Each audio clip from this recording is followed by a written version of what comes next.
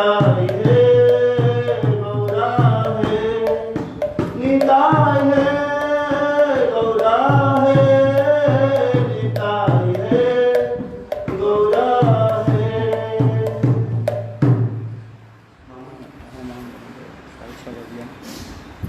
महाराज जी है ना, पाठ करेंगे।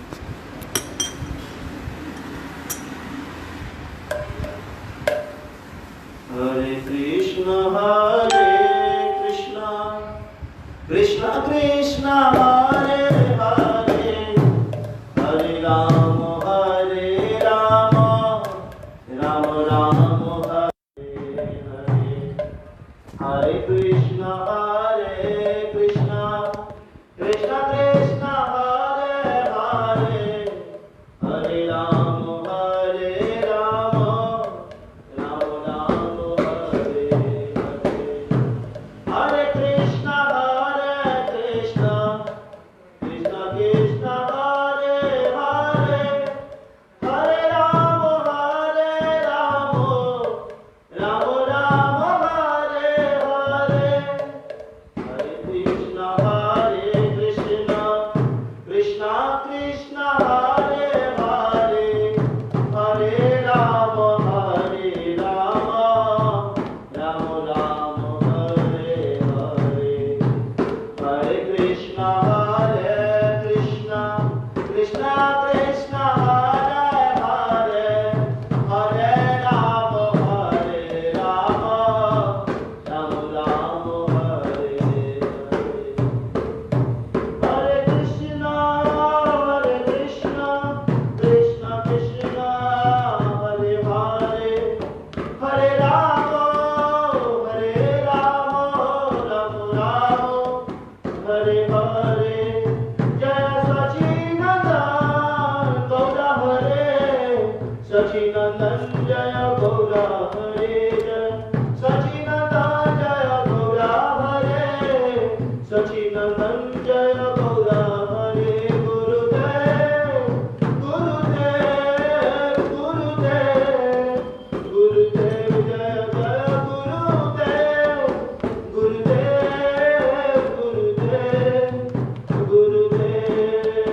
हरि बोल हरि बोल हरि बोल हरि बोल, निताय गौर हरि बोल हरि बोल हरि बोल, ओ हरि बोल ताई गौर प्रेमानंदे हरि हरि बोल।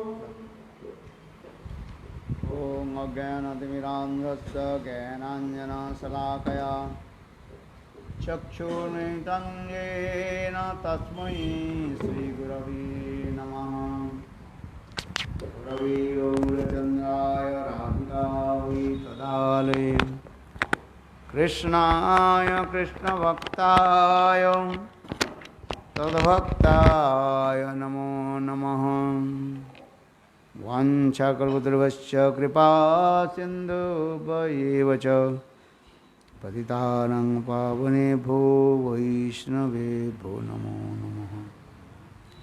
श्रीकृष्ण चैतन्य प्रभु नित्यानन्द, श्री अद्वैत गदाधर श्रीवासादि श्री गौरभक्तवृन्द। हरे कृष्ण कृष्ण कृष्ण हरे हरे, हरे राम राम राम हरे हरे। सर्वप्रथम मेरे गुरुपाद पद्म नित्यलीला प्रविष्टं विष्णुपाद अष्टोत्तर शतमान भक्ति वेदांत श्री वामन गोस्वामी महाराज एवं नित्यलीला प्रविष्टं विष्णुपाद अष्टोत्तर शतमान भक्ति वेदांत श्री नारायण गोस्वामी महाराज के अभय चरण कमल में अनंत कोटि साष्टांग दंडवत ज्ञापन करता हूँ। तत्पश्चात नित्यलीला प्रविष्टं विष्णुपाद अष्टोत्तर शतमान भक्ति वेदांत स्वामी महाराज एवं परम पूज्यपाद श्री माधव महाराज नृसिंह महाराज एवं उपस्थित समस्त वैष्णव के चरण कमलों में मेरा यथायथ दंडवत प्रणाम स्वीकार हो।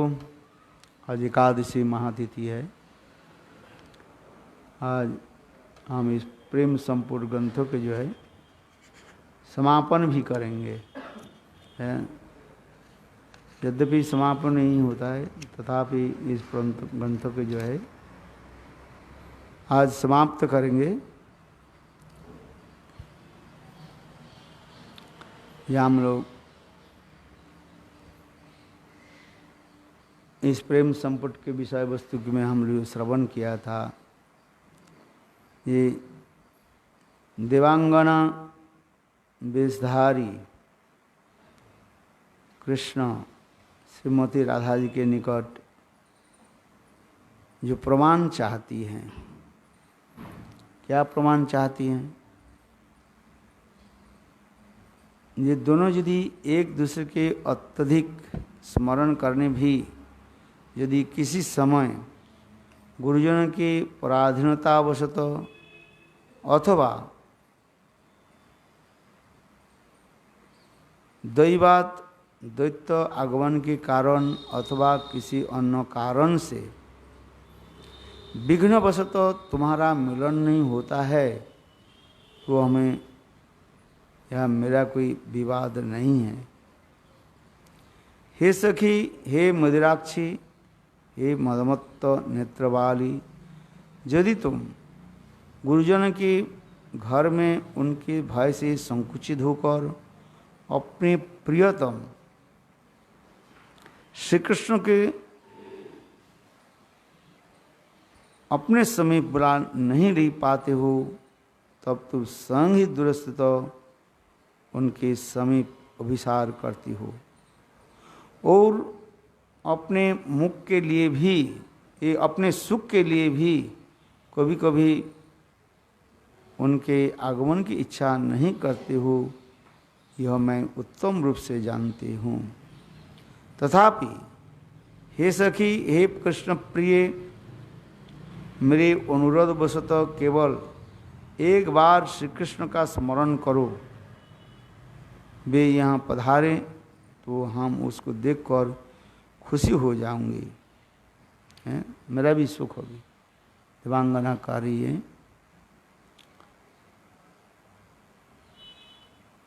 विशेषतः उस समय तुम्हारे गुरुजनों के यहाँ आगमन की कोई आशंका भी नहीं है। अतएव तुम निसंकोच होकर मेरे संशय को उत्पन्न और दुख दूर करो। अभी 111 में हम 119 में हम आ रहे हैं। श्लोक नंबर कितने? 119 में आइए।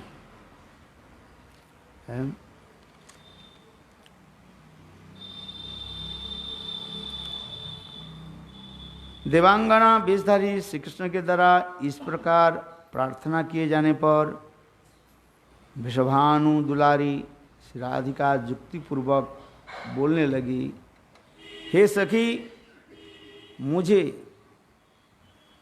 उपहास का पात्र मत बनाओ।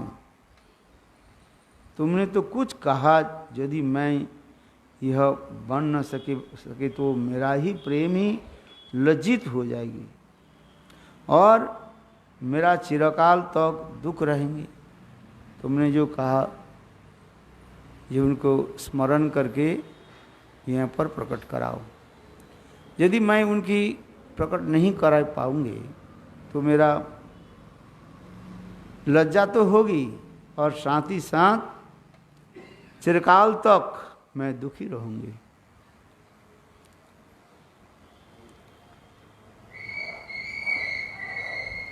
हे देवाराध्य, हे त्रिजगतवासी, प्राणियों को दर्शन सुख प्रदान करने वाली, हे मेरे सर्व अभिष्ट प्रदानकारी, हे कृष्ण कृपामय,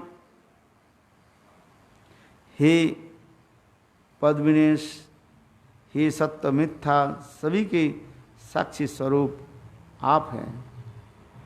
मेरे उपास्य देवता भगवान सूर्यदेव राधा कृष्ण सर्वदा ही एकात्मा है। यह जनश्रुति भी यदि सत्य है तो श्री कृष्ण सभी मेरे अंतरंग परिजनों के सुखी करने के लिए मेरे नेत्र के समक्ष साक्षात आविर्भूत हो जाए। देखो राधा जी इसी प्रकार प्रार्थना करने लगे।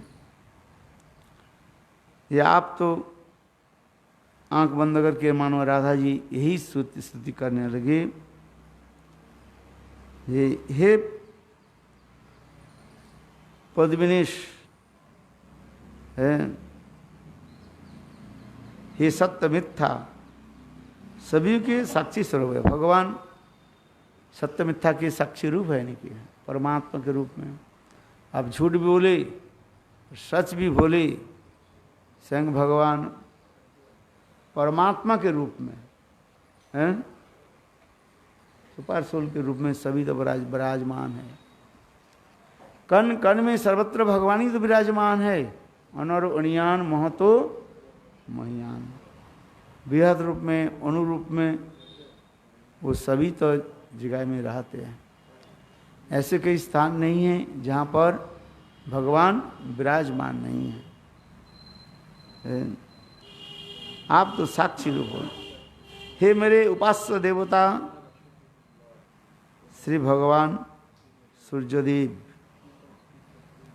लोग जनस्तुति में कहते राधा सर्वदा एकात्मा है। यहाँ पर राधा जी कहते हैं जिस प्रकार सूर्य देवता को मैं आप उपासना करती हूँ। आप तो राधा जी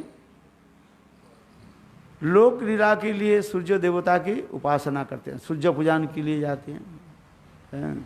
आज क्या बार है? रविवार है। राधा जी हर रविवार को जो है, संडे को जो है क्या करती हैं? सूर्य देवता की पूजा करती है।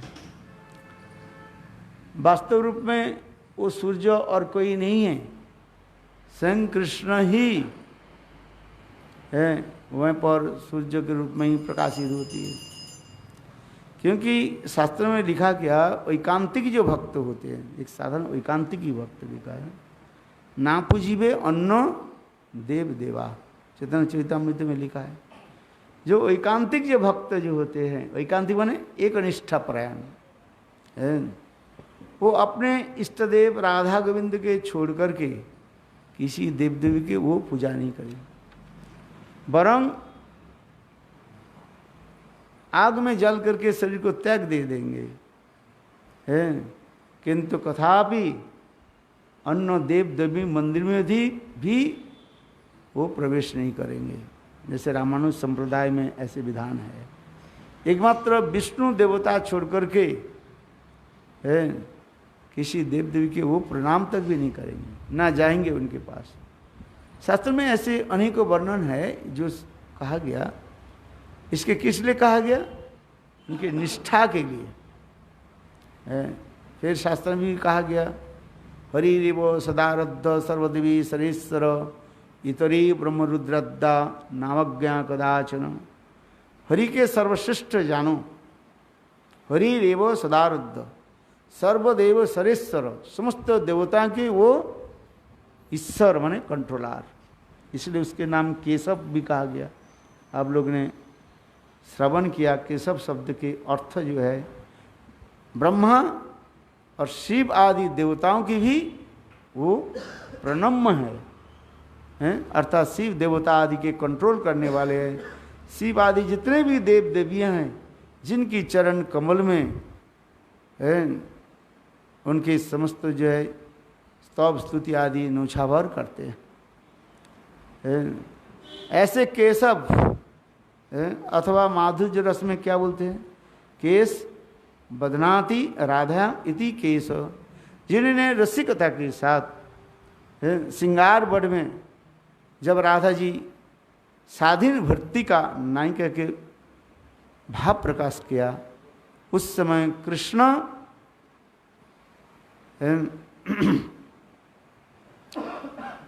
राधा जी के जो है सारे अंग क्या बोले सारे वेश के जो है वो श्रृंगार किया, यदि नाम ही हो गया सिंगार बट, धीर ललित नायक की विशेष होता है। प्रेसी वशीभूता, कान पकड़ के बैठो, कान पकड़ के ओठो तो उठने के लिए तैयार है? तो यही तो स्वाधीन भर्ती का नायिका है, अपने प्राण प्रियतम की किस प्रकार वशीभूत करते हैं। तो उसी प्रकार भी शास्त्र में ऐसे ऐसे शब्द कहा गया है। साधारण लोगों के लिए कहा गया, जो श्लोक बताया गया, क्या श्लोक बताया? हरि रेव सदारब्ध। जो कनिष्ठ अधिकारी भक्त होते हैं, भजन की आदि भक्ति राज्य में पूर्णता प्रवेश नहीं है, उनकी श्रद्धा उत्पन्न कराने के लिए व्यासदेव जी ने शास्त्र में भी ऐसे लिखा, हरि के सर्वश्रेष्ठ जानो है। और जितने देव देवियाँ हैं, काली, शिव, दुर्गा, सब श्री हरि के दास दसी मान करके उनको भी क्या करो? सम्मान करो, किसी को अवज्ञा मत करो। इसलिए कहता है हरि रेव सदारब्ध सर्वदेवी सरेश्वर इतरी ब्रह्म रुद्राद्दा नामज्ञा कदाचन। और फिर शास्त्र में भी कहा गया, ये एकांतिक जो भक्त जो होते हैं, भजन करते करते ऐसे उन्नत स्तर में जब चले जाते हैं, वो कहते हैं किसी देव देवी मंदिर में तो जाना ही नहीं है, वरंग हुतासने है, वो तो माने आगुन में, आग में जल करके मर जाएंगे, किंतु तथापि कभी अन्य देव देवी के मंदिर में नहीं जाएंगे है। इसलिए शास्त्र में जो दो शब्द जो कहा गया, दो मुखी शब्द कहा गया, एक अधिकार के लिए, एक साधारण अधिकार व्यक्ति के लिए, और जो विशेष अधिकार व्यक्ति के लिए है। आज समझिए, यहाँ तो भी लिखा गया किसी जो एकांतिक निष्ठा संपन्न जो होते हैं, एकमात्र राधा गोविंद के महाप्रसाद छोड़ करके, विष्णु प्रसाद छोड़ करके किसी देव देवी के प्रसाद तक भी ग्रहण नहीं करेंगे हैं। काली दुर्गा आदि के प्रसाद दे दिया है, और क्या होता है वो जो रात्रि जागरण करके क्या पूजा है, रात्रि जागरण देवी की पूजा करते हैं, उसके प्रसाद वो एकांतिक भक्त भी ग्रहण नहीं करेंगे, उसके प्रणाम करके रख देंगे।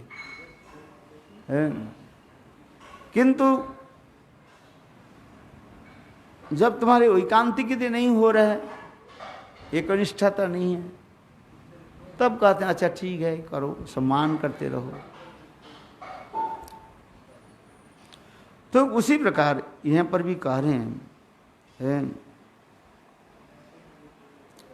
हे देव आराध्य, हे त्रिजगतवासी, प्राणियों की दर्शन सुख प्रदान करने वाली, हे मेरे अभिष्ट प्रदानकारी, हे कृपामय, हे पद्मनीश, हे सत्य मिथ्या सभियों के साक्षी स्वरूप है, हे मेरे उपास्य देवता भगवान सूर्यदेव, राधा कृष्ण सर्वदा ही एकात्मा है, यह जनश्रुति है।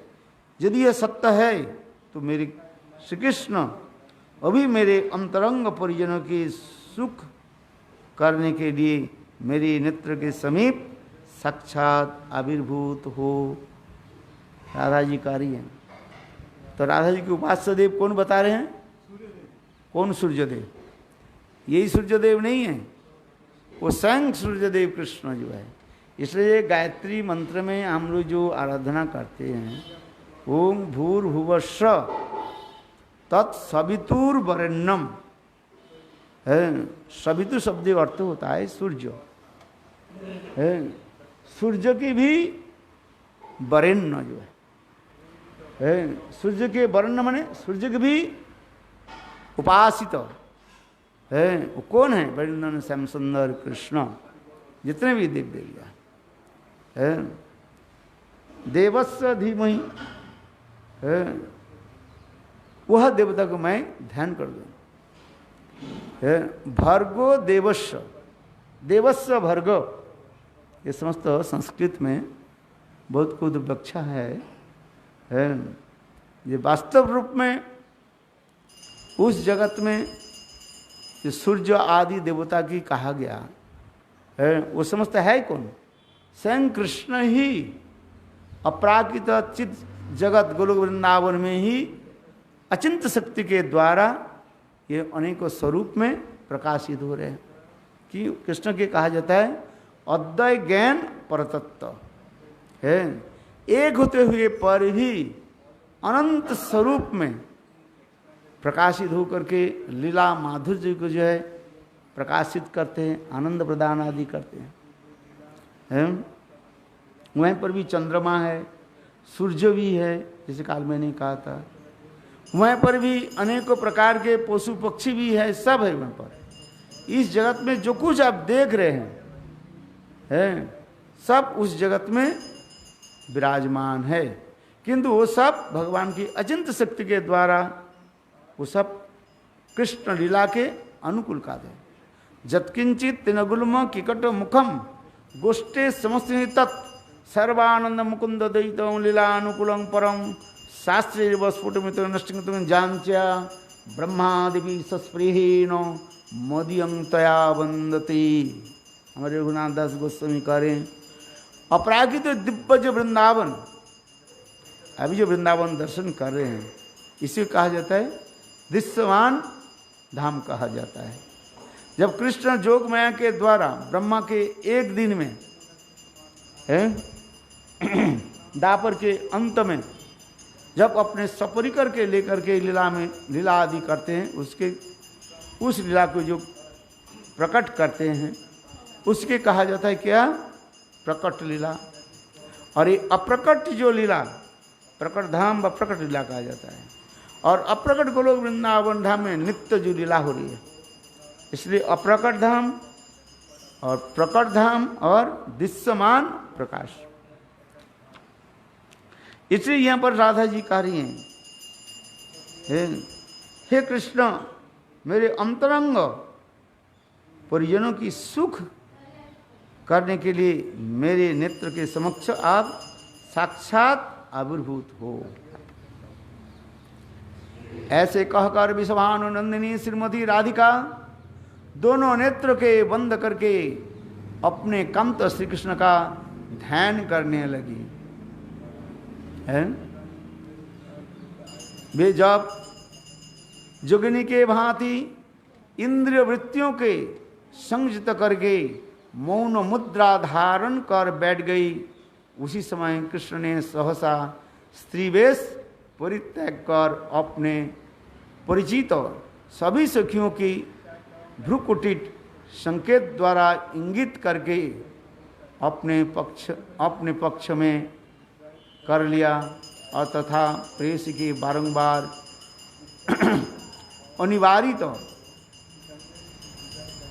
अनिवार्य शब्द के अर्थ दिया बरोट तो बेरोक तो क्या है? अनिवार्य भाव से चुम्बन करते हुए आलिंगन करने लगी।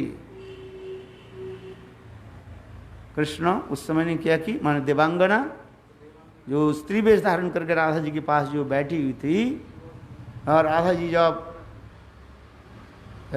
आंख बंद करके जोगिनी के भांति जब चिंतन करने लगी, तब कृष्ण स्वयं स्त्री वेश परित्याग करके अपने सब सखियों के जो है आंखों के द्वारा इंगित करते हुए वहीं पर विराजमान हुई। उस समय राधा के समस्त अंग रोमांचित हो गए तथा उनके नेत्र से आनंद अश्रु प्रवाहित होने लगे। जैसे ही ध्यान में उन्होंने समझ लिया था कि प्रियतम श्री कृष्ण आ रहे हैं, तब नेत्र खोलकर बाहर से भी कृष्ण का दर्शन करके आनंद समुद्र में निमग्न हो गई। उस समय श्रीमती राधिका सचमुच ही जोगिनी के भांति निरंजन दृष्टि वाली हो गई, अर्थात वे ब्रह्म का साक्षात करने लगी। पक्षांतर में अश्रुओं से आंखों से का अंजन भी धोने लगे। बोले राधा जी ऐसे जब आंख बंद करके कृष्ण के ध्यान करने लगे जोगिनी की भांति है, और ध्यान करते करते उनकी आंखों से आंसू की धारा प्रवाहित होने लगी, जिससे राधा जी की दंडवत महाराज, राधा जी की आंखों की आंसू क्या हो गया, अंजन जो है, काजल जो है, वो क्या हो गया, वो धौत हो गया है प्रभावित। इसलिए कहते हैं पक्षांतर में अश्रु से आंखों का अंजन धोने लगे। तत्पश्चात क्षणकाल बाद चेतना प्राप्त करके सुलोचना सुंदर नेत्रवाली श्रीमती राधिका लज्जित होकर वस्त्रांचल के द्वारा अपने मुख को आच्छादित कर लिया। उसी समय ललिता नगर शिरोमणि श्री कृष्ण ने बोली, ओहो विलासिनी, तुम अलक्षित रूप में अर्थात दूसरों से छिपकर यहाँ कहाँ आ गए हो, यह बड़े ही आश्चर्य की बात है। एकमात्र कुलवधुओं की प्रवेश योग्य इस अंतरपुर में वायु तक प्रवेश करने में समर्थ नहीं होती है। बोले ऐसे जो स्थान जो है, इस स्थान पर कह रहे हैं अंतरपुर, जहाँ पर राधा जी ध्यान में बैठे हुए हैं, उसमें वायु तक भी प्रवेश करने योग्य नहीं। ये वायु कहने से ये जड़ जगत की जो वायु हम लोग कहते हैं वायु देवता, उस जगत में जो देवता, उस जगत जो वायु जितने भी देव दिया मैंने कहा, वो स्वयं कृष्ण ही लीला संपादन करने के लिए रूप धारण करते हैं। अतः जो पुरुष यहाँ निर्भय होकर प्रवेश करें, उसे ही अत्यंत शास्त्रता के साथ शिरोमणि रूप में मान लेना चाहिए। देखो, किंतु अपराकृत दिव्य धाम है वो, जोग माया के द्वारा वो सुरक्षित है। राधा कृष्ण कहते हैं राधा कृष्ण यही लीला अति गुणतर, दास्य वात्सल्य आदि नहीं ये सब गोचर, केवल एक सखी गणे तथा अधिकार, सखी लीला करे तथा सखी लीला आस्वादय। जहाँ पर ऐसे निभृत निकुंज स्थान पर ये लीला आदि होती है वहाँ पर और किसी के प्रवेश अधिकार नहीं है। एकमात्र राधा जी अपने सपक्ष के साथ, सपक्ष माने ललिता विशाखा आदि इसको कहा जाता है, उनके सपक्ष वाली गोपियाँ प्रवेश कर सकती हैं। इसलिए कहते हैं एकमात्र कुलवधुओं की प्रवेश योग्य इस अंतरपुर में वायु तक प्रवेश करने में समर्थ नहीं होती। अतः जो पुरुष यहाँ निर्भय होकर प्रवेश करे, वे उसी अत्यंत साहसिक के शिरोमणि रूप में मान लेना चाहिए। जिनकी मुझ ऐसे प्रखरा अचा प्रचंड सखियाँ सदैव रक्षा करती रहती हैं, जिनकी कीर्ति रूपा मंदाकिनी साध्वी रमणिया श्रवण कीर्तन रूप स्नान करने में पवित्रता लाभ करती है। बोले वह ऐसे दिव्य अपराकृत स्थान है, केवल राधा जी की सपक्ष गोपियों के द्वारा मनो सुरक्षित है। और वो समस्त साध्वी रमणीय एकमात्र राधा जी की कीर्ति रूपा, कीर्ति सदृश मंदाकिनी की भांति उनके परम चरित्र की जो है कीर्तन करते रहते हैं।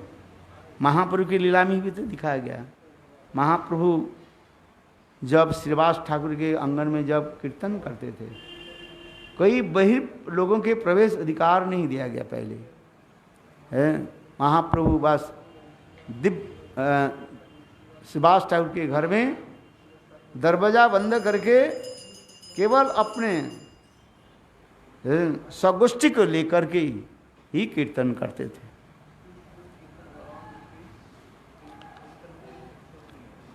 अर्थात जो परम सती है, जिनकी पातिव्रत धर्म की अरुंधति भी इच्छा अर्थात वंछा करती है, जो स्नान समाप्त करके मित्रदेव अर्थात सूर्यदेव की पूजा करने के लिए अर्थात सूर्य पूजा के बहाने अपने प्राणबंधु गोविंद की संतुष्टि के लिए उनका ध्यान करने में उद्देश्य दोनों आँखों की मूंद कर आसन पर बैठी है। उसी विषभानु राजकन्या श्रीमती राधिका के अंगों का जो कुछ भी बलपूर्वक स्पर्श कर रहे हो, क्या तुम्हें सूर्यदेव से भी भय नहीं लगता? लज्जा किससे कहते हैं? उसे तुम जानते हो नहीं। लोक मर्यादा तथा धर्म मर्यादा ही तुमको गणना नहीं करते।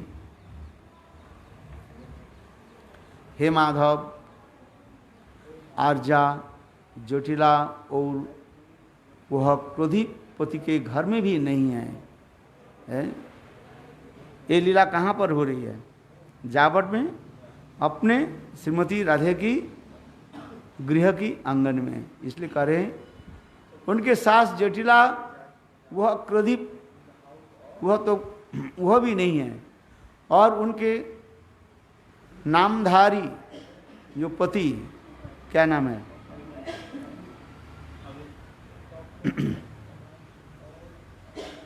वो भी नहीं है, अभिमन्यु भी नहीं है। अतएव तुम्हारे सौभाग्य की मैं प्रशंसा करती हूँ। हम सब सुखियों तो अबला है, अतः हम तुम्हारा क्या कर सकती है। हे लंपटवर, सौभाग्यवशतः आज सुकुशल पूर्वक ही तुमने इस विपत्ति से रक्षा पाई है।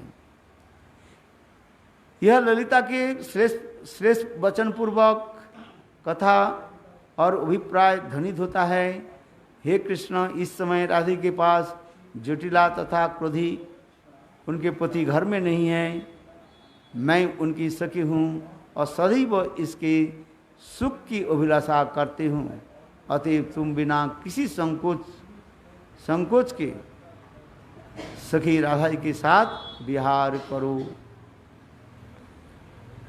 श्री कृष्ण ने प्रत्युत्तर में कहा, हे ललिते, इस विषय में मेरा कोई अपराध नहीं है। ये कथा कौन बोले? ललिता देवी फिर कह रही है, मैं गौशाला के प्रांगण में क्रीड़ा कर रहा था। दैवाद राधिका मुझे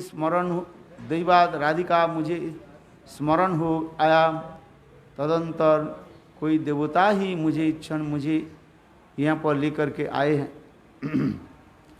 कृष्ण इसी प्रकार कह रहे हैं कि मैं तो वास्तव में गौशाला के, मेरे जो अपना जो गौशाला जो है वहीं पर मैं क्रीड़ा कर रहा था, किंतु कोई एक देवता अब मुझे यहाँ पर लेकर के आया है। कौन लेकर के आते हैं? राधा जी, एक कृष्ण के कौन लेकर के आते हैं? कृष्ण भक्त से जो भी कुंदलता, क्या बोले, राधा जी की जो वृंदा देवी है।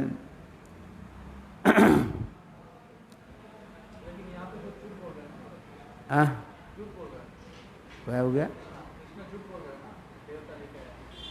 नहीं, वो जो कह रहे हैं कृष्ण के, जब ललिता देवी से की कहने लगे आप कैसे आए हैं, तब उस समय कृष्ण ने प्रत्युत्तर में कहा, हे ललिते, इस विषय में मेरा कोई अपराध नहीं है। मैं कैसे आया न? मैं गौशाला के प्रांगण में क्रीड़ा कर रहा था। दैवाद राधा जी का मुझे स्मरण हो गया। राधा जी ने स्मरण किया, मैं राधा जी के स्मरण किया। तुरंत ही कोई देवता ही उस इस्कॉन मुझे यहाँ पर लेकर के आया है। तो राधा कृष्ण के राधा जी के पास कौन ले जाते हैं?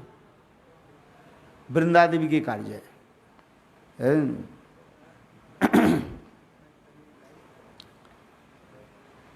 क्योंकि वृंदा देवी के कहा जाता है कृष्ण पक्षीय गोपी कहा जाता है।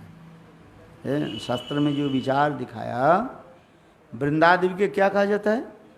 कृष्ण पक्षीय गोपी कहा जाता है। यही वृंदा देवी जो है सारे लीलाओं के जो है संपादन करती हैं, मिलाते रहेगी। इसलिए कुंजभंग लीला में भी दिखा गया, देखिया अरुणोदय वृंदा देवी व्यस्त है, कुंजे नाना रब उठाईला, सुख सारी पद्म सुनी उठे उठे राधा नीलमणि। ये सब भक्तिविनोद ठाकुर कीर्तन में दिखाया गया है। राधा कृष्ण की मिलन कराने में वृंदा देवी की जो भूमिका है ये अतुलनीय है। वृंदा देवी की कार्य यहीं पर रहता है।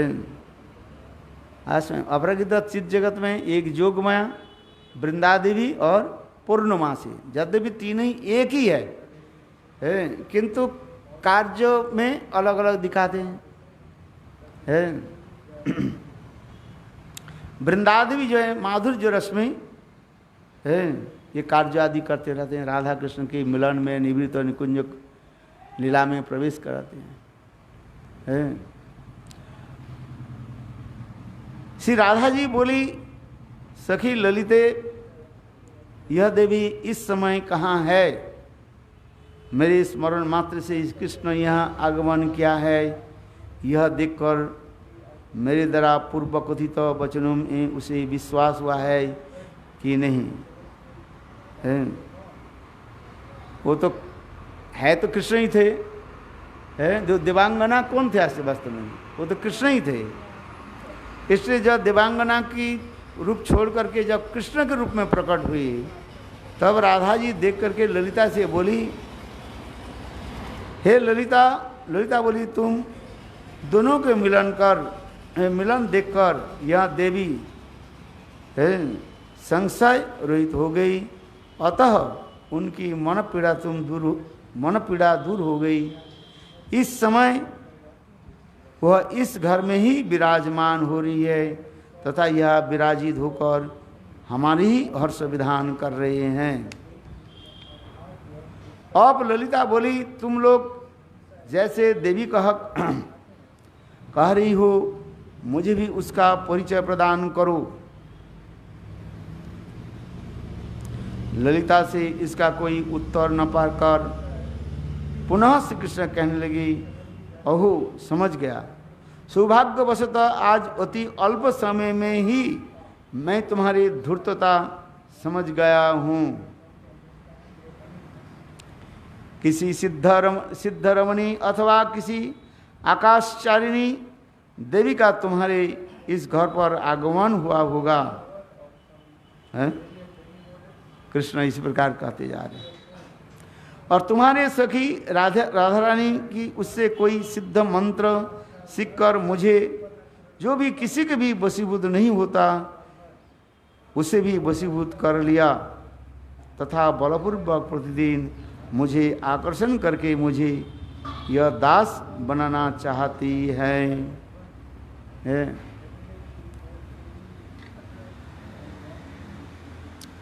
श्री कृष्ण यही कह रहे हैं। देखो, कोई एक सिद्ध जोगिनी है, कोई सिद्ध जोगिनी कौन होगा? वही स्वयं की कृष्ण की जो शक्ति आदि, जो लीला शक्ति, इच्छा शक्ति आदि के रूप में आकर के ये क्रिया आदि करते हैं। कृष्ण में सबसे क्या है? ये इच्छा शक्ति रहती है। कृष्ण के इच्छा होने के साथ ही साथ जोग माया इस समस्त लीला को क्या करती है? संपादन कर देती है।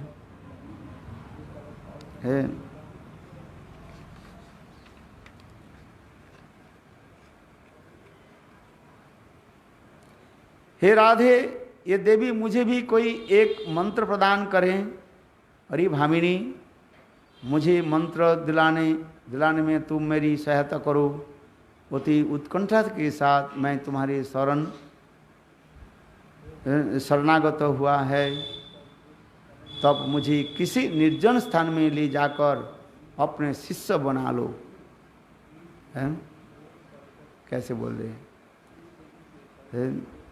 जैसे मंत्र आदि दिया जाता है, मंत्र सबके सामने नहीं दिया जाता है। मंत्र एकांत स्थान में शिष्य के कान में दिया जाता है, ऐसे शास्त्र में वर्णन है। इसलिए कह रहे हैं तुम मुझे किसी निर्जन स्थान में ले जाकर अपना शिष्य बना लो।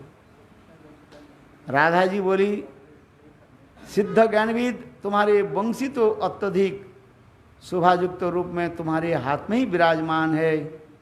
वही तो परम सती कुल शिरोमणि के तुम्हारे समीप समग्र रूप से अर्थात तुम्हारे अभिप्राय को पूर्ण करने के लिए ही ये जाति है। इसलिए वंशी को क्या कहा? वंशी प्रिय सखी। ब्रह्म संहिता में कहा गया ना, है वंशी प्रिय सखी है।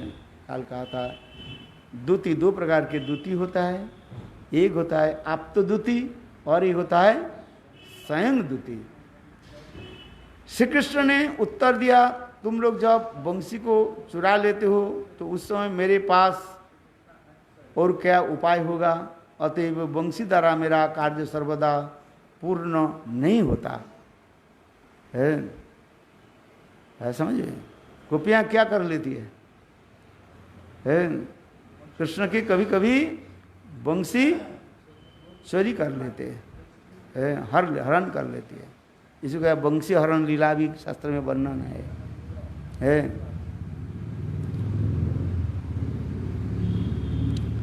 तब ललिता बोली, हे राधे, देवी तुम्हें देखकर लज्जा से घर में छिप गई है। अब तुम्हें मंत्र क्यों उपदेश करेगी? तथापि यदि तुम अत्यंत उत्कंठित हो रही हो तो तुम स्वयं घर में ही प्रवेश करो। यदि देवी की कृपा होगी तो तुम्हारी मनोकामना अवश्य ही पूर्ण होगी। यह सुनकर श्री कृष्ण ने घर में प्रवेश किया। तब श्री राधिका पूछने लगी, ललिते तुम क्या कर रही हो? स्पष्ट रूप से बतलाओ, मुझे तो कुछ समझ में नहीं आ रहा है और मुझे कुछ संदेह भी हो रहा है। ललिता सखी बोले, हे सखी राधे, तुम संकोच मत करो, चलो हम भी घर में चलकर श्री कृष्ण के साथ तुम्हारी इस सखी का मिलन का दर्शन करेंगे। ललिता जी बोली, संकोच छोड़ दो और इस निभृत निकुंज स्थान पर जाकर के दोनों मिलो। अनंत श्री राधिका के हृदय क्षेत्र में श्री कृष्ण का वचन नैपुण्य रूपी जो बीज रोपित हुआ था, वह ललितादि सखीरू मेघालय मेघमाला के मृदु हास्य रूप जल वर्षण से अंकुरित होकर तर्क रूप वृक्ष के प्रकटित हुआ।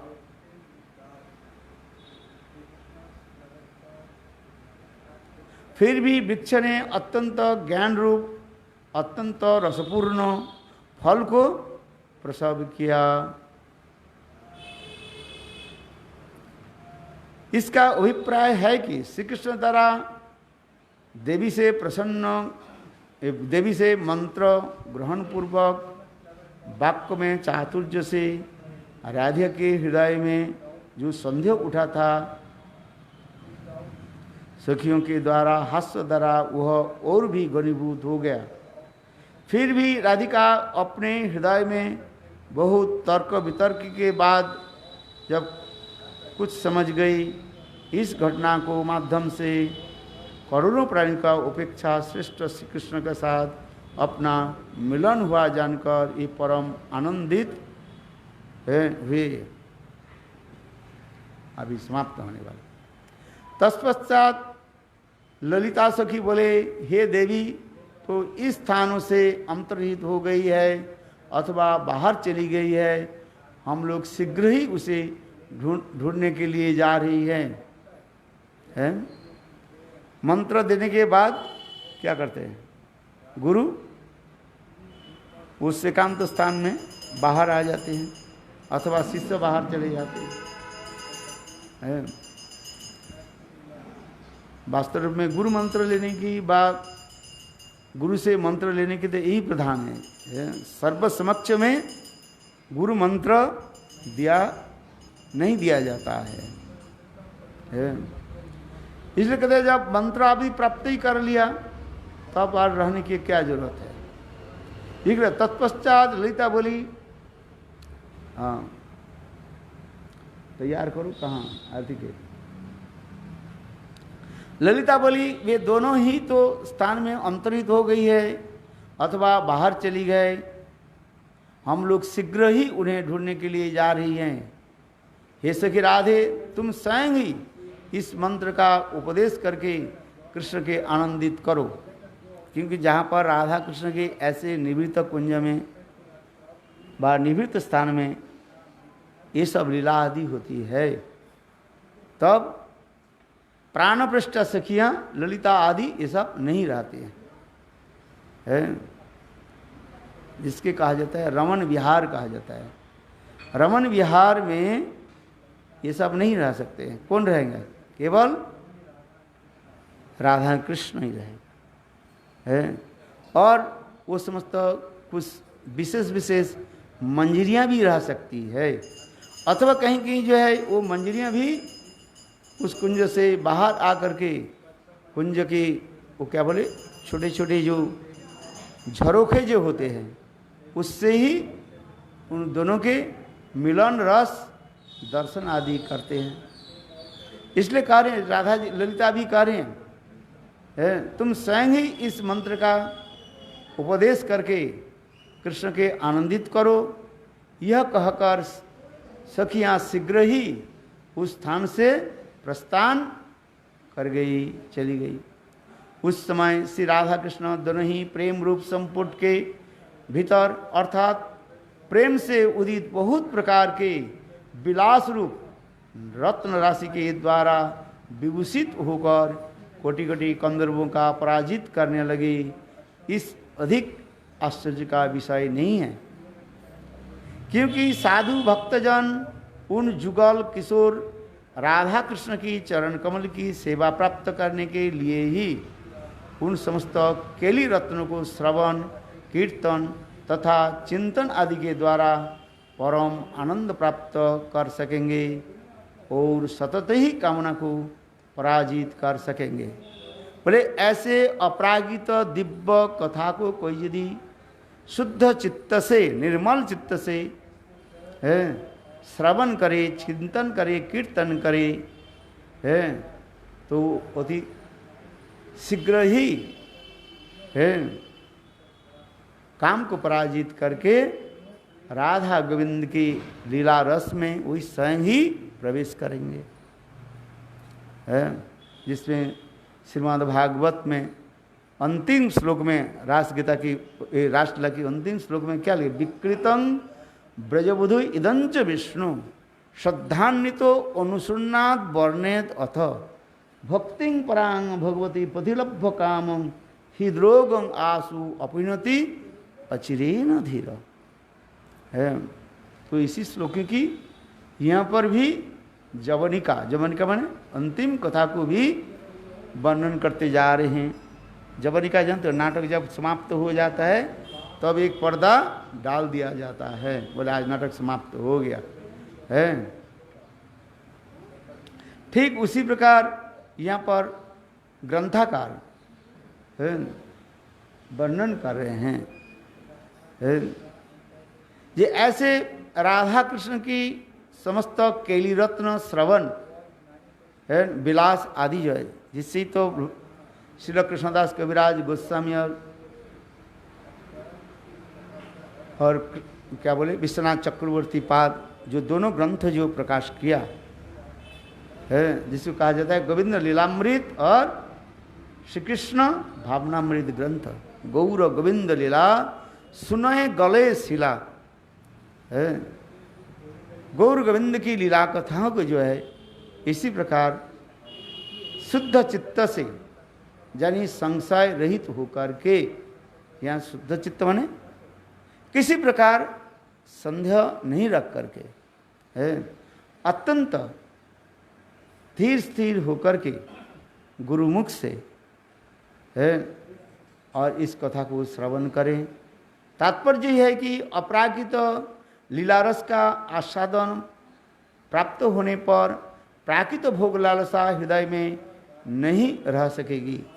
यदि किसी के हृदय में अपराकृत लीलारस आस्वादन हो जाए तो अपने आप ये प्राकृत भोग लालसा अपने आप दूर हो जाएगा।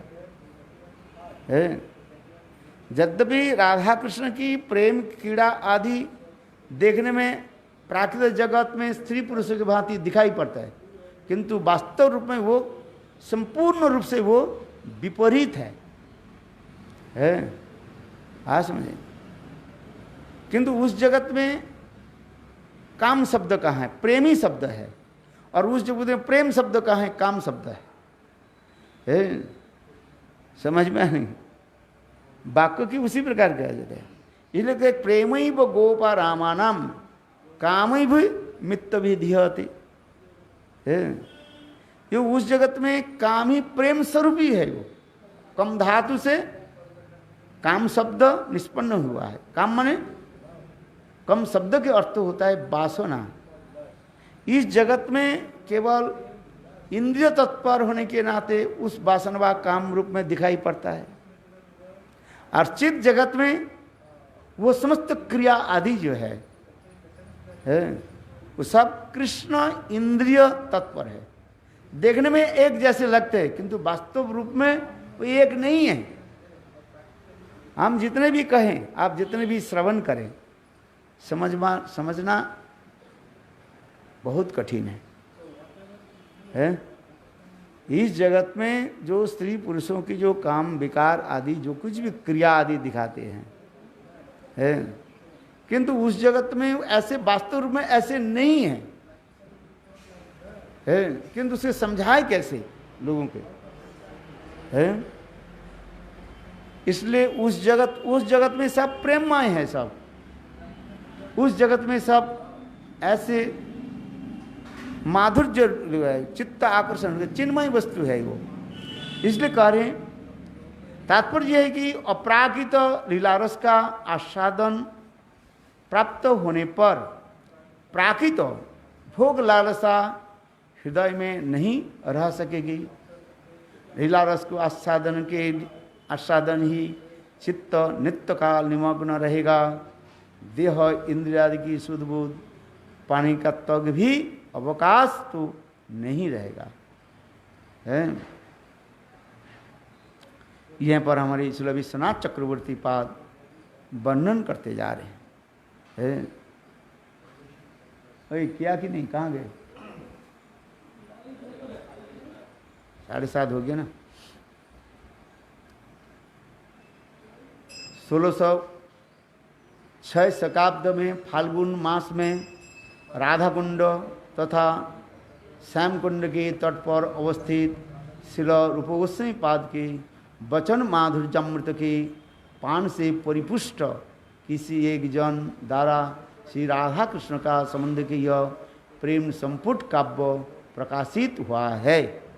विश्वनाथ चक्रवर्ती पाद दयनगर के कह रहे हैं। इस ग्रंथ को मैंने कब किया ना, 1606 शताब्द में। किस महीने में? फाल्गुन मास में। कहाँ पर? राधा कुंड और श्याम कुंड की तट पर रह करके, और विशेष करके श्रील रूप गोस्वामी पादों की माधुर्यामृत पान करके इस ग्रंथ को मैं प्रकाशित किया है। यही प्रेम संपुट का काव्य प्रकाशित हुआ है। यह विश्वनाथ चक्रवर्ती पाद के दैन्यवशतः अपना नाम प्रकट नहीं किया है। इति श्री भक्ति वेदांत नारायण गोस्वामी संपादनम प्रेम संपूट भावानुवाद संपूर्णम। जय श्री गुरुदेव की जय। जय जय श्री राम।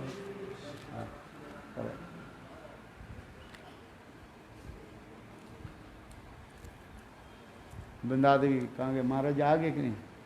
कहाँ चले? हैं? महाराज के बुला लिए जाए।